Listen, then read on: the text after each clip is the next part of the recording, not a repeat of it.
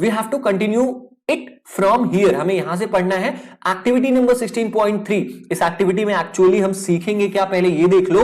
ये एक्टिविटी हम इसलिए कर रहे हैं ताकि हम ये जान पाए कि जब कभी भी आप शीशे के सामने खड़े होते हो तो आप देखते हो कि आप जैसा इंसान ही शीशे के पीछे भी दिखाई दे रहा है। इसका मतलब क्या है, इसका मतलब हमारी इमेज शीशे के पीछे दिखाई देती है। हमें पीछे दिखाई देती है कि नहीं, बिल्कुल देती है, ठीक है। तो हम इसी को पढ़ेंगे यहां पर कि वो इमेज जो शीशे में दिखाई पड़ती है वो क्यों दिखाई पड़ती है। Got it. चलो इसके लिए हमें करना क्या है, a source of light O is placed in front of a plane mirror PQ। आप फिगर में देख पा रहे हो एक सोर्स ऑफ लाइट है जो O पॉइंट यहां पर इन्होंने बनाया है, पॉइंट O को। ये पॉइंट O इसलिए बनाया गया है ताकि इसको दिखा सके कि लाइट यहीं से आ रही है, ठीक है।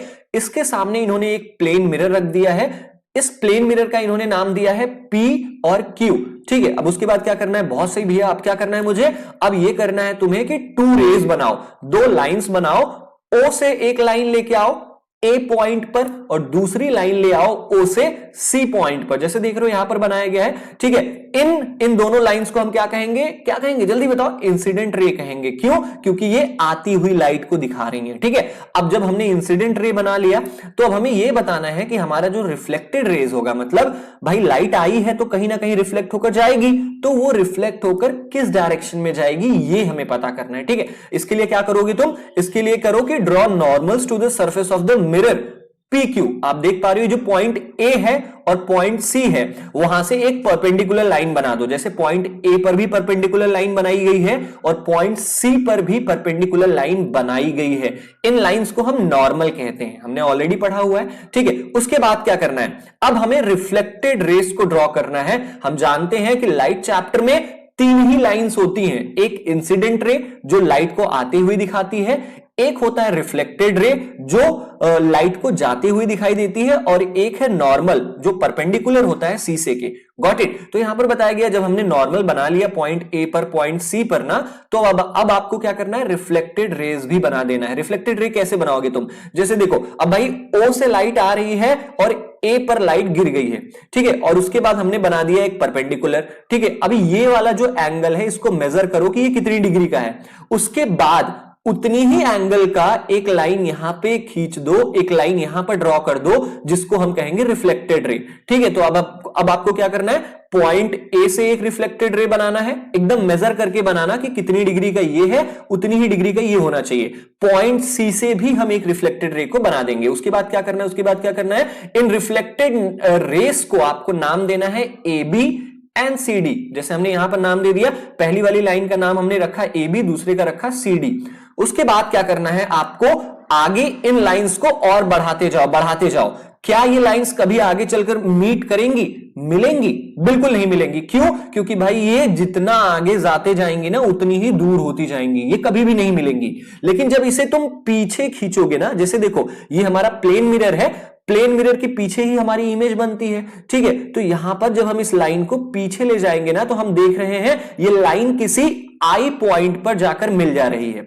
अब आई पॉइंट क्या है, जब इंसान अपनी आंखों से देख रहे हो, आंख का जहां पर ये फिगर बना हुआ है, मतलब यहां से कोई इंसान देख रहा है कि लाइट कहां से आ रही है। जब वो देखेगा ना अपनी आंखों से, तो उसे दिखाई देगा कि ये जो लाइट है, ये जो रिफ्लेक्टेड रेज है, वो कहां से आ रही है, वो एक्चुअल में हमें पता है कि O से आ रही है, लेकिन देखने वाले को लगेगा कि O से नहीं बल्कि I से आ रही है। क्यों? क्योंकि भाई इस सोर्स ऑफ लाइट का रिफ्लेक्शन इस पॉइंट I पर तो आएगा ही आएगा ना। तो बिल्कुल इसी तरीके शीशे का काम होता है। जब हम शीशे के सामने खड़े हो जाते हैं तो हमें लगता है कि हमारी इमेज शीशे के पीछे बनी हुई है। कैसे बनती है? क्योंकि ये एक्चुअल इमेज नहीं होती। ये क्या होती है? देखो आगे यहां पर लिखा गया है कि since the reflected rays do not actually meet at eye. हम जानते हैं ये जो रिफ्लेक्टेड रेज है ये एक्चुअल में तो शीशे के पीछे जाकर मिलती नहीं है।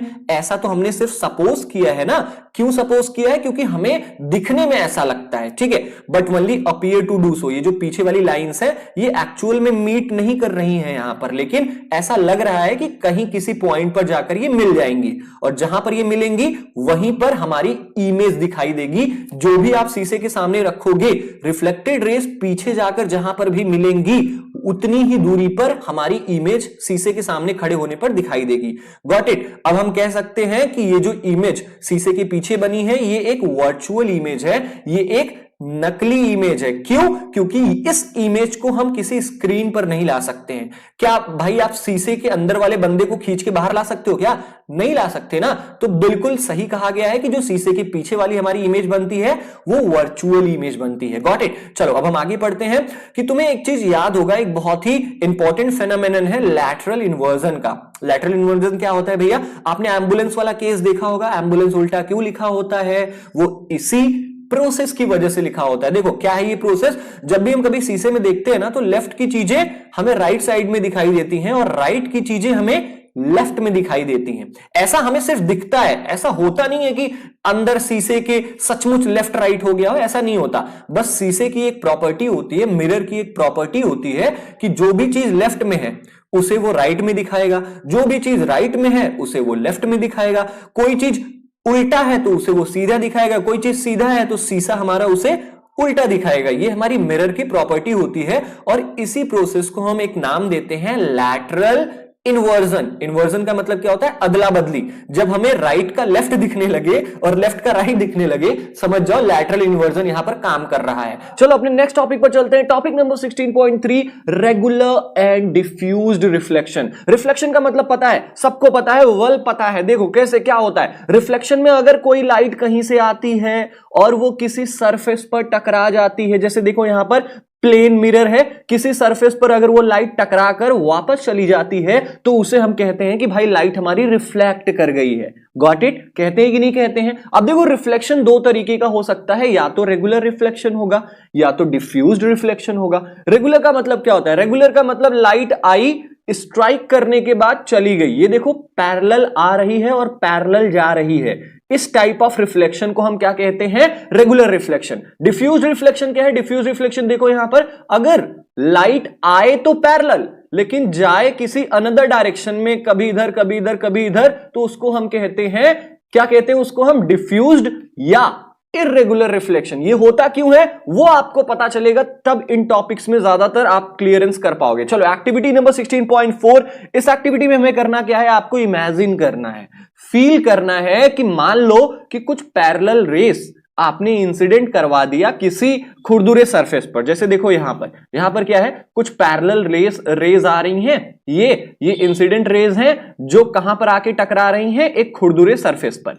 ठीक है, तो आगे क्या कह रहा है? कह रहा है कि remember that the laws of reflection are valid at each point of the surface. यहां पर कह रहा है कि इतना याद रखो कि ये जो इंसिडेंट लाइन है किसी भी सरफेस पर गिरती हैं, चाहे वो खुरदुरा हो चाहे वो प्लेन हो, हर सरफेस पर हमारा लॉ ऑफ रिफ्लेक्शन काम आता है। ठीक है, इस लॉ का यूज करो और रिफ्लेक्टेड लाइन ड्रॉ करो। जैसे देखो यहां पर देखो लाइट आई है यहां पर। अब जब यहां पर लाइट आई है तो यहीं से एक 90 डिग्री ड्रॉ कर दो। ठीक है, और फिर मेजर कर लो कि 90 डिग्री और इस इंसिडेंट रे का कितना एंगल है, उतना ही एंगल नाप के इस तरफ बना दो और ये रिफ्लेक्टेड रे बन जाएगा हमारा। Got it? जैसे देखो दूसरा वाला आया है हमारा यहां पर, तो ऐसा तो है नहीं ना कि तुम अब यहां पर बनाओगे। देखो ये सरफेस कुछ ऐसे है, देख पा रहे हो? ठीक है, तो लाइट अगर आएगी यहां पर तो हमारी 90 डिग्री बनेगी यहां कहीं, और जब 90 डिग्री बन जाएगी तो ये वाला इंसिडेंट रे जो है और ये जो नॉर्मल लाइन है,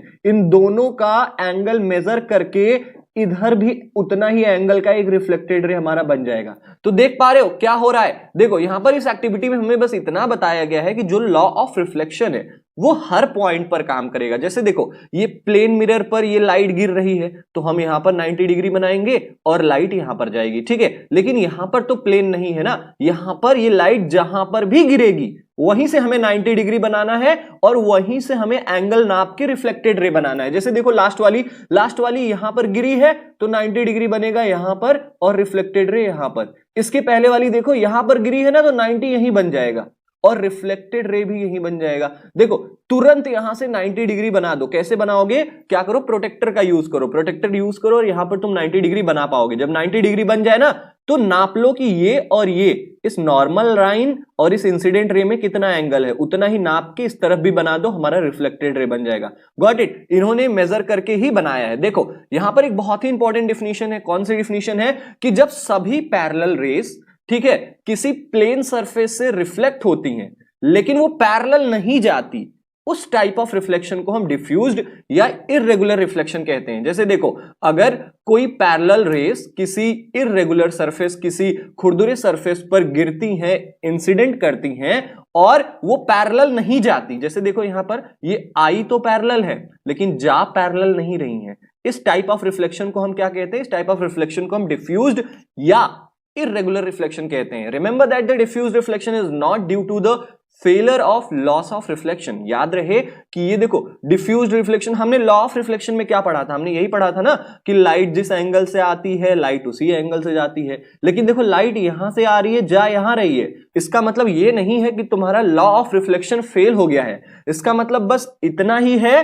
कि जो हमारा सरफेस है वो क्या है? इररेगुलर है। It is caused by the इररेगुलरिटीज in the reflecting surface. ये जो देख पा रहे हो, लाइट आ इधर रही है, एक बार इधर जा रही, फिर लाइट इधर आ रही, एक बार इधर जा रही, तो ये हमारा लॉ ऑफ रिफ्लेक्शन फेल नहीं हुआ है, बल्कि ये जो सरफेस है जहां पर लाइट गिर रही है वो इररेगुलर है, वो खुरदुरा है, इसलिए कभी इधर जा रही रिफ्लेक्टेड रेस, कभी इधर जा रही है। Got it? चलो, like that of a cardboard. आप जब कभी कार्डबोर्ड पर लाइट इंसिडेंट करवाओगे, गिरवाओगे ना, तो आप देखोगे कि रिफ्लेक्टेड रेस अनदर डायरेक्शन में जा रही है। ठीक है, तो ये था हमारी एक्टिविटी, हमने देख लिया और हमने इररेगुलर रिफ्लेक्शन की भी डिफिनेशन याद कर ली। चलो, अब जब इररेगुलर रिफ्लेक्शन आपने समझ लिया कि जब लाइट अनदर डायरेक्शन में जाती है तो उसे हम इररेगुलर रिफ्लेक्शन कहते हैं।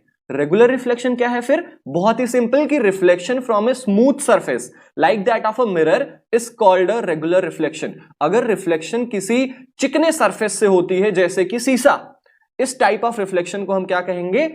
Regular reflection. क्यों? क्योंकि इंसिडेंट रेस पैरेलल आती हैं और ये रिफ्लेक्टेड रेस पैरेलल जाती हैं, और इसलिए हम इन्हें रेगुलर रिफ्लेक्शन का नाम देते हैं। देखो, रेगुलर रिफ्लेक्शन में ही इमेजेस बनती हैं। जो हमें शीशे में अपनी इमेज दिखाई देती है ना, वो रेगुलर रिफ्लेक्शन की वजह से होती है। क्यों? क्योंकि भाई शीशा तो चिकना होता है ना। अगर यही कोई खुरदुरा सरफेस हो तो क्या आप वहां पर अपना चेहरा देख सकते हो? अपने टेबल पर अपना चेहरा देख सकते हो क्या? नहीं ना। अपने टाइल्स पर अपना चेहरा देख सकते हो क्या? नहीं ना। क्यों? क्योंकि वो सरफेसेस इररेगुलर होते हैं, खुरदुरे होते हैं। प्लेन मिरर में ही केवल हमारा इमेज फॉर्म हो सकता है। अब लास्ट टॉपिक के बाद हमारे माइंड में एक बहुत ही मेजर क्वेश्चन आता है कि do we see all objects due to reflected light? क्या हम अपनी अगल बगल चीजों को केवल इसलिए देख पाते हैं क्योंकि वो किसी और से लाइट रिसीव कर कर हमारी आंखों में भेज रहे हैं? क्या इसी की वजह से हम सारी चीजों को देख पाते हैं? बिल्कुल इसी की वजह से देख पाते हैं, लेकिन यहां पर दो कंडीशन आती है।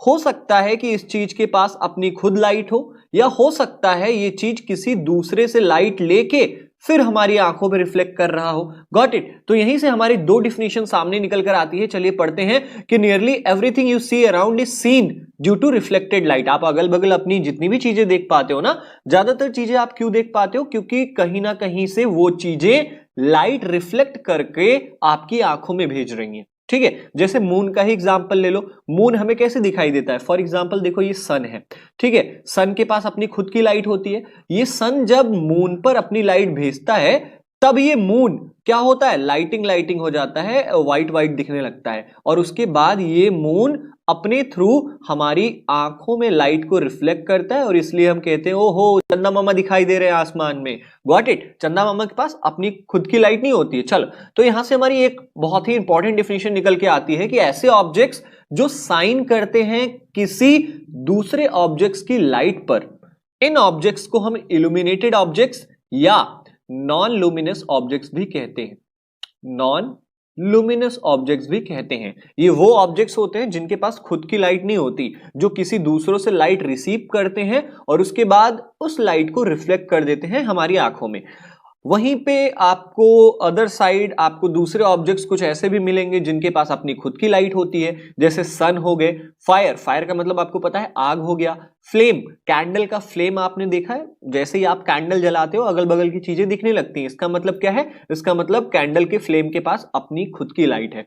ठीक है, their light falls on our eyes directly. अब ये जो चीजें हैं ना, ये डायरेक्ट हमारी आंखों में लाइट को भेज पाते हैं, और इसी के लिए हम इन चीजों को डायरेक्टली देख पाएंगे। The objects which emit their own light are known as luminous objects.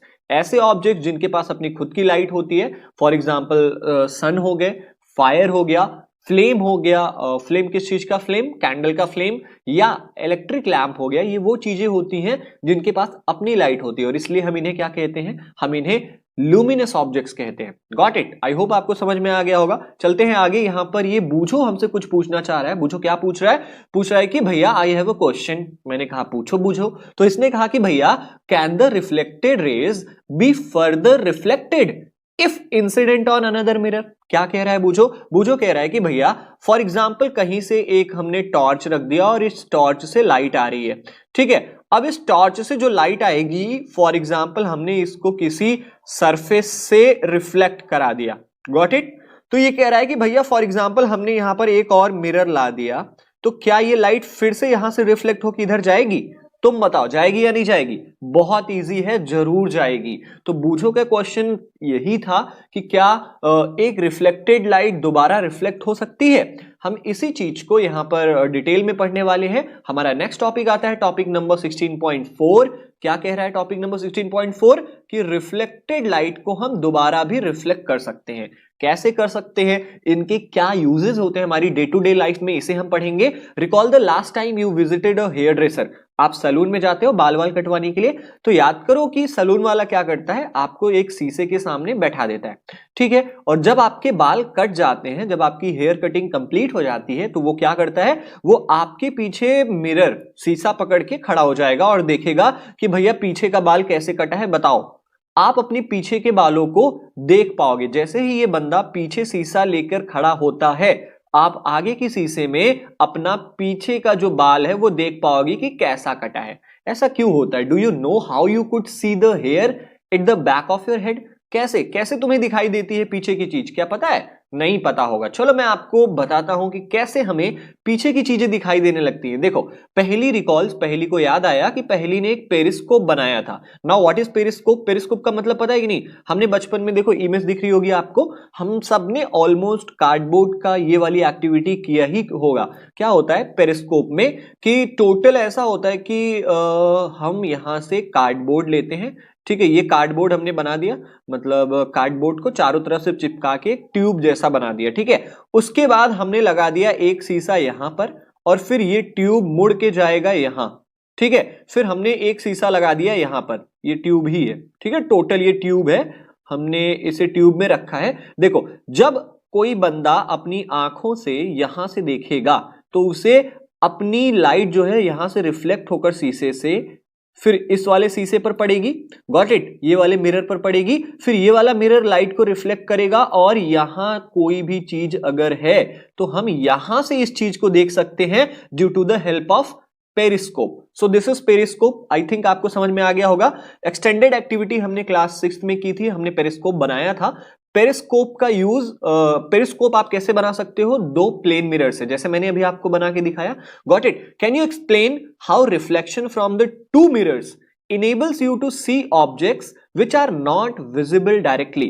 क्या आप बता सकते हो कि कैसे आपने यहां पर देखो दो शीशों का यूज किया, दो शीशों के यूज करते ही आपने क्या देखा? आपने देखा कि हम यहां से ऐसी चीजों को देख पा रहे हैं जो हमें डायरेक्टली दिखाई नहीं दे रही है, गॉट इट। तो ये कैसे होता है? ये इसीलिए होता है कि यहां पर ये ऑब्जेक्ट यहां पर है, इस ऑब्जेक्ट की रिफ्लेक्शन इस शीशे पर पड़ रही है, फिर ये शीशा रिफ्लेक्ट कर कर इस शीशे पर डाल दे रहा है, ठीक है। फिर इस शीशे से ये लाइट रिफ्लेक्ट होकर हमारी आंखों पर पड़ रही है, जिससे हम डायरेक्टली इस वाले बंदे को देख सकते हैं। तो दिस इज कॉल्ड पेरिस्कोप।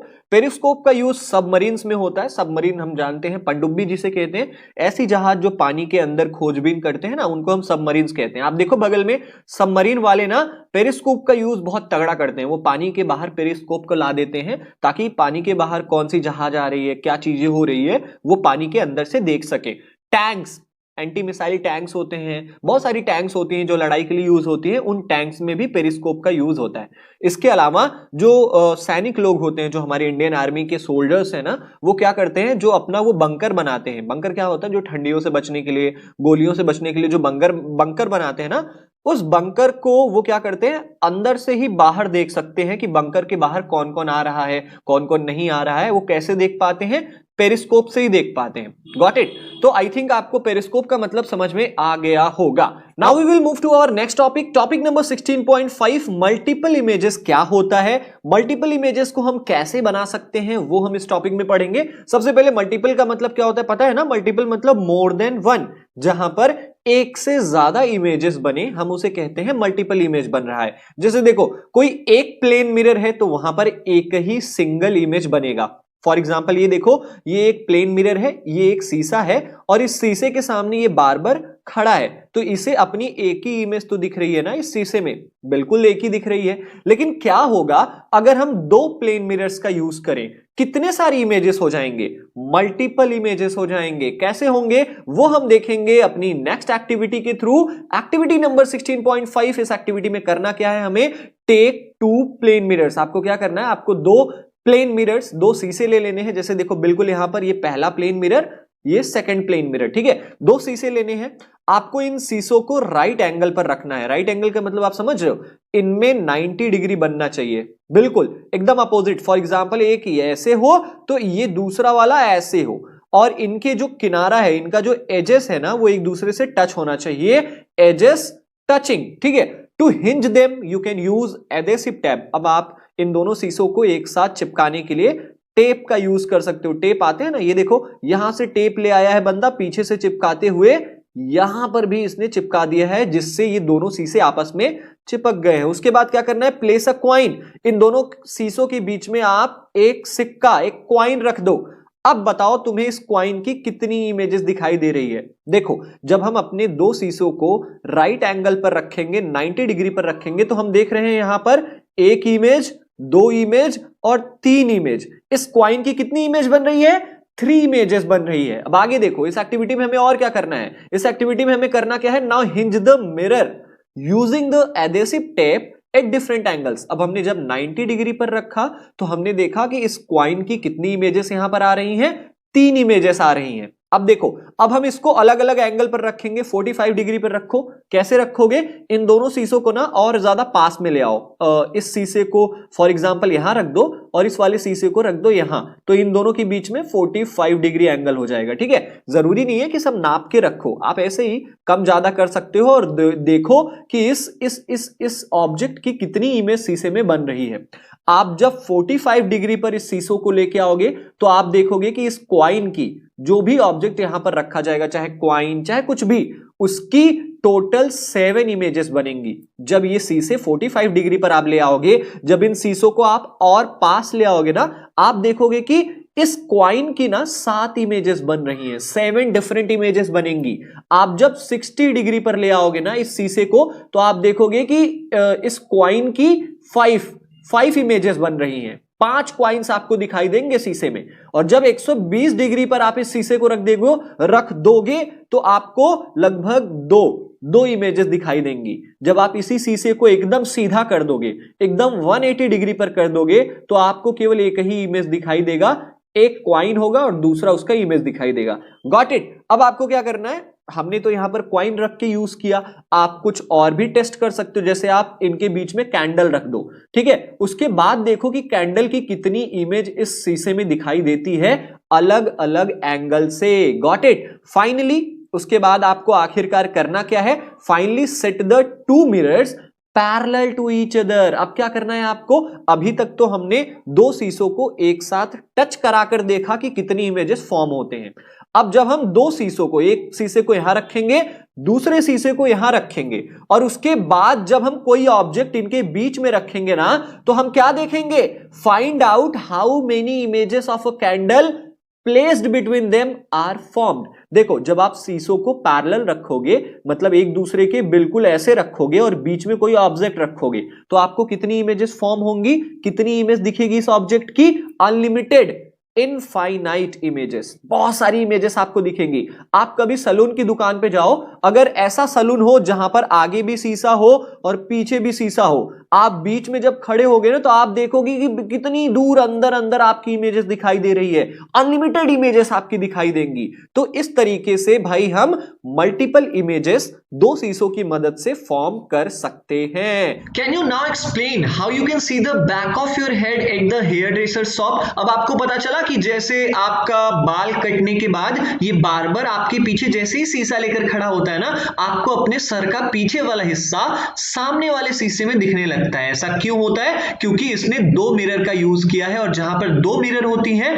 वहां पर बहुत सारे मल्टीपल इमेजेस बन सकते हैं। ठीक है, अब यही मल्टीपल इमेजेस का जो टेक्निक है ना, वो कैलेडोस्कोप को भी बनाने में यूज होता है। कैलेडोस्कोप को भी शीशों को अलग अलग एंगल में रखकर बनाया जाता है।